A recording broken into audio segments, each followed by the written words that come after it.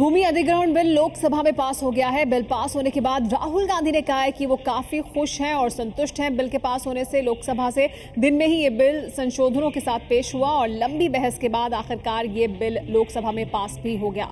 भोजन guarantee bill के बाद सरकार का ये दूसरा बड़ा बिल था जो लोकसभा में पास हुआ। इस पर और ज्यादा जानकारी के लिए हमारे साथ जुड़ गए एबीपी न्यूज संवाददाता आशीष कुमार सिंह।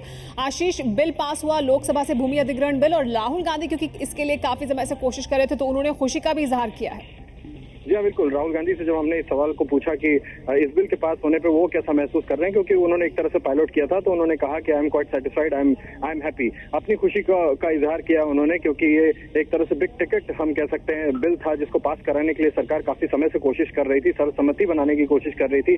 आज ये मुमकिन हो सका है, लोकसभा से इसको पास कराया गया है। इस बात की अब साफ संकेत है कि इसी सत्र में, जो कि 6 तारीख तक बढ़ाया गया सुमेरा, सरकार इसी सत्र में राज्यसभा में फूड सिक्योरिटी बिल और लैंड एक्विजिशन बिल दोनों को जिस रूप में पास किया गया तो राज्यसभा से पास करा के कानून का अमली जामा ना देगी। और शायद इसी वजह से राहुल गांधी जो काफी समय से इस बिल को लेकर के उत्साहित थे और काफी काम किया था, उन्होंने जयराम रमेश के साथ इस बिल को लेकर के, इस बिल के पास होने पर अपनी खुशी जाहिर की है।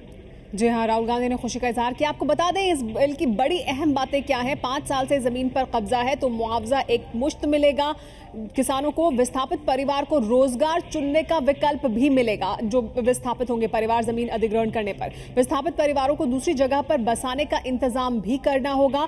इसके अलावा इस बिल में और अहम बात यह है कि भूमि अधिग्रहण के लिए ग्राम सभा की मंजूरी जरूरी होगी। पहले से अधिग्रहित जमीन पर नया बिल लागू लेकिन नहीं होगा। कब्जा नहीं लिया है तो पहले से अधिग्रहित भूमि पर भी लागू होगा अगर कब्जा नहीं हुआ है तो। इसके अलावा कई और अहम बातें इस बिल की जो काफी अहम है और इस बिल को अब लोकसभा से पास करा लिया सरकार।